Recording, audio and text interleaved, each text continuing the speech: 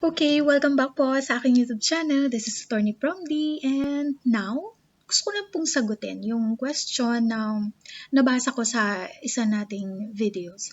And yung question is, ano ba yung mangyayari sa birth certificate ng bata kung yung nanay ng bata ay legally married pa sa ibang lalaki?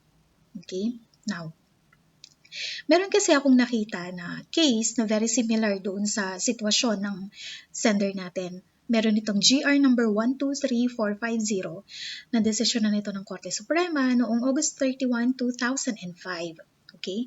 So, ang story nito, yung tatay at nanay ng bata, ikinasal noong December 1989. And then after a year ng kanilang marriage, nanganak si mother ng noong December 1990. Okay, so nagkaroon sila ng son.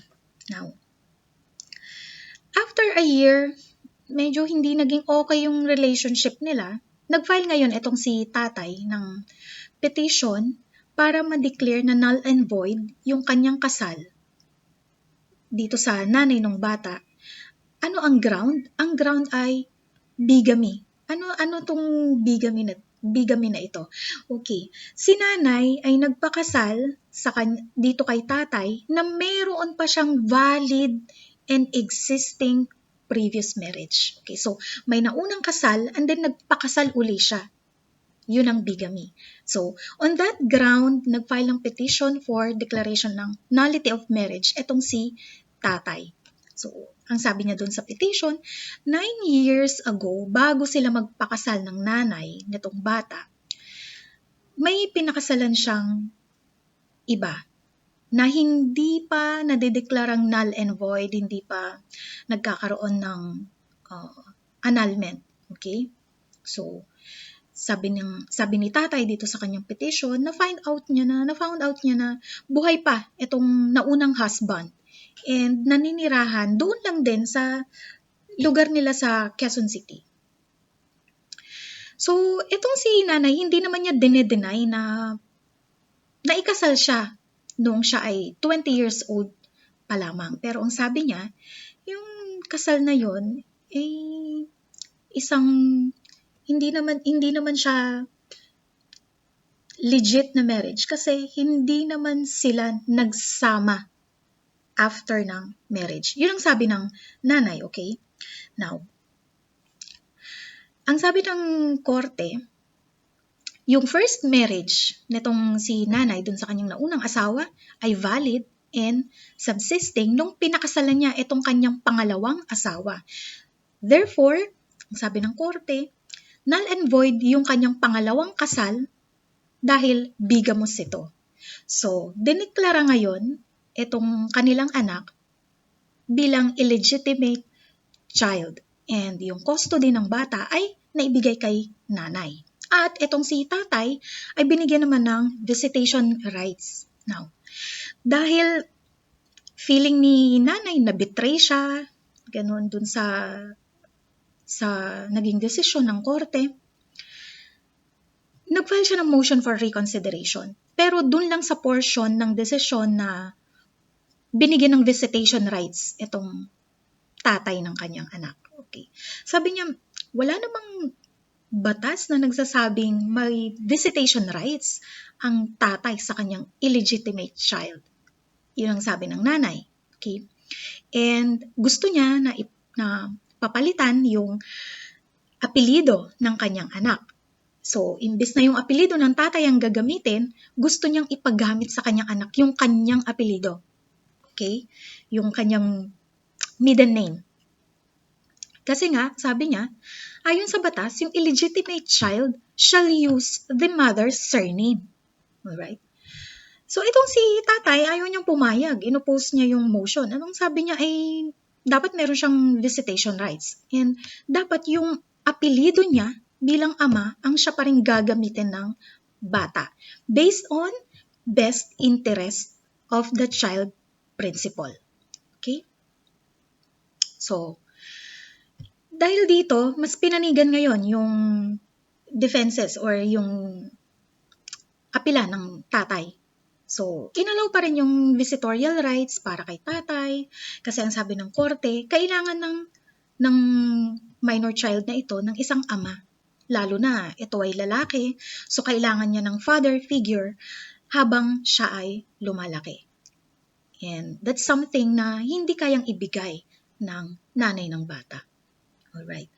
So, there being no law, sabi ng korte na magkukumpel to act this way, the court invokes yung provision ng Article 8, Presidential Decree 603, as amended. Ito na yung Child and Youth Welfare Code.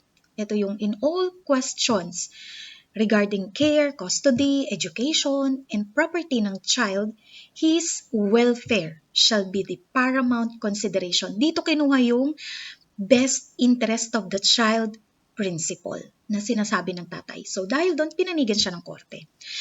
So, umapila itong si nanay dahil hindi niya nagustuhan yung desisyon ng korte. So, sabi niya mali na binigyan siya ng visitation rights. And dapat yung apelido ng anak ko ay nakasunod sa apelido ko bilang nanay. Dapat yung apelido ko ang kanyang gagamitin dahil siya ay isang illegitimate child. Okay? So, pagdating sa Court of Appeals, dinena yung petition. Parehas pa rin yung desisyon ng ng RTC at saka ng Court of Appeals. Okay? So, nag-motion for reconsideration siya ulit, and after ng kanyang motion for reconsideration, binaliktad ngayon ng Court of Appeals yung nauna niyang desisyon. So, ang sabi niya, tama nga naman, itong bata ay hindi anak, under the law applying the law, hindi anak nung pangalawang asawa. Dahil ipinanganak itong bata habang valid at existing pa yung first marriage ng nanay doon sa naunang asawa. So, under the law, undeniably, ang sabi ng korte, as established by the evidence, etong si nanay ay validly married pa doon sa kanyang first husband. Yung so-called pangalawang marriage niya dito sa tatay ng kanyang anak ay void kasi nga bigamous. Okay? So, dahil dito sa na-establish na facts na to, yung marriage ay legitimate, yung first marriage ay legitimate, therefore, itong batang ito ay legitimate child ng nanay at ang kanyang unang asawa. Yun ang sabi ng korte. Okay? So, hindi ito anak ng kanyang pangalawang asawa dahil yung first marriage ay valid pa nung ipinanganak yung bata noong 1990. So, under the law, legitimate child siya ng unang asawa nitong si nanay. And therefore, okay, sapagkat siya ay legitimate child, ang gagamitin niyang apelido ay ang apelido ng unang asawa nitong nanay ng bata. And also, hindi pwedeng mag-claim ng custody o kaya visitorial rights itong pangalawang asawa o kaya yung tatay ng bata. Dahil under the law, hindi nga siya related sa bata eh. Wala silang relasyon nung bata under the law. Okay? So, hindi niya po pwedeng i-impose yung kanyang apelido dito sa bata. Not only is it without legal basis, ang sabi ng korte, kasi nga, under Article 146 ng Family Code, yun ang dapat masunod. Okay? Hindi niya dapat i-impose yung kanyang surname kasi hindi related sa kanya yung bata. Alright. So, parehas na umapila ngayon dahil hindi nila humapila yung husband or yung tatay ng bata dito kasi hindi niya nagustuhan yung desisyon ng Court of Appeals. Okay? Now, nung umapila, in-invoke niya yung na-establish na statement nila doon sa proceeding ng nullity of marriage, kasi sinabi nila doon na inadmit doon ni wife na never nagsama itong si nanay ng bata at saka yung kanyang unang asawa. So doon nag-rely itong tatay ng bata. Sabi niya, inadmit ng wife na hindi naman sila nagsama. So paano niya magiging anak yan? So anak ko yan, sabi niya. And therefore, dahil anak ko yan, dapat yung apelido ko ang gagamitin niya at dapat entitled pa rin ako sa visitorial rights sa aking illegitimate child ngayon. Ang sabi ng korte ito, Article 164 ng Family Code, yung bata na nabuo o naipanganak during the marriage ng kanyang magulang ay legitimate. And then, Article 167 ng Family Code, the child shall be considered legitimate although the mother may have declared against its legitimacy, okay, or may have been sentenced as an adulteress. Anong ibig sabihin nito? So dito, sinasabi ng nanay or admittingly dun sa kanilang proceeding ng nullity of marriage, inadmit ng nanay na hindi sila nagsama. And inadmit naman niya na anak siya ng kanyang pangalawang partner. Okay? So, dito ngayon papasok yung Article 167 ng Family Code. Kahit na sinasabi mong itong batang ito ay anak mo sa labas, i-consider pa rin siya na legitimate kahit na dineclare mo bilang ina na siya ay illegitimate. Bakit? Best interest of the child principle. Okay? So, yun ang sinabi ng korte.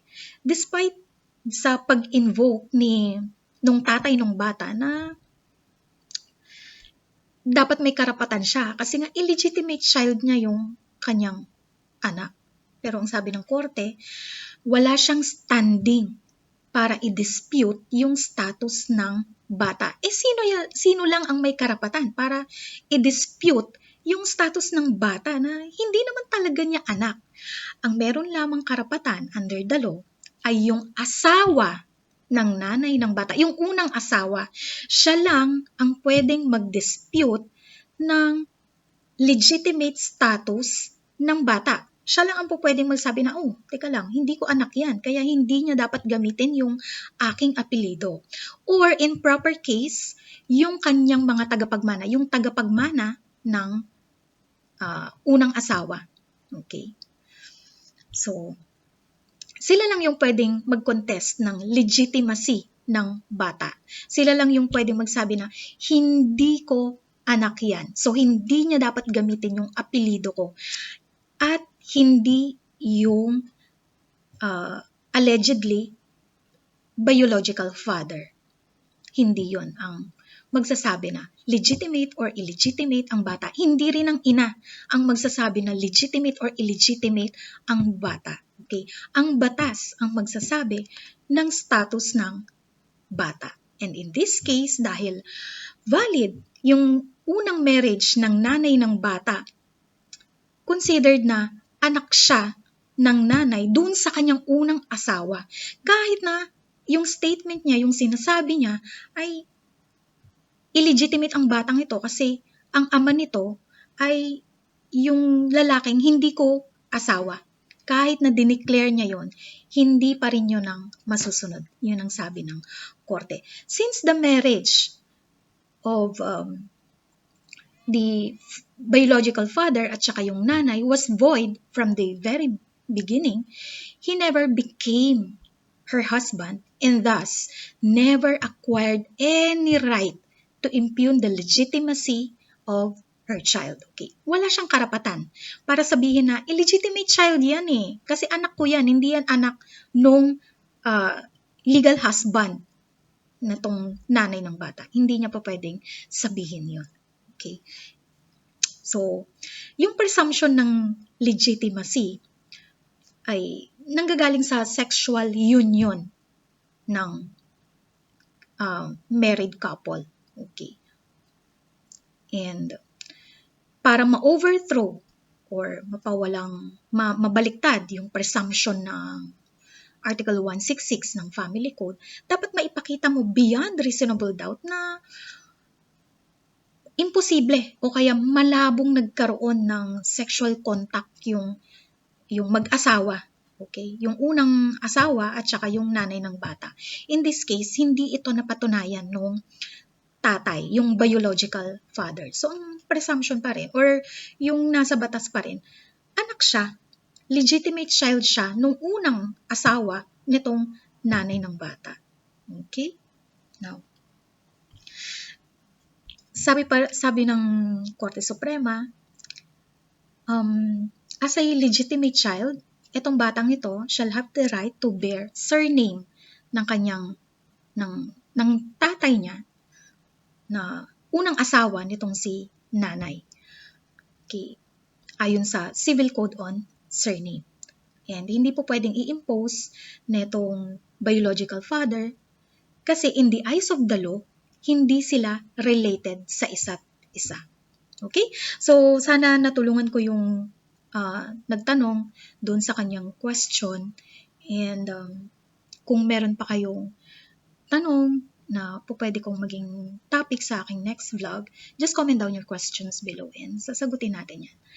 And thank you for watching, and please like and follow my Facebook page, Attorney Promdi, and please subscribe to my YouTube channel, Attorney Promdi.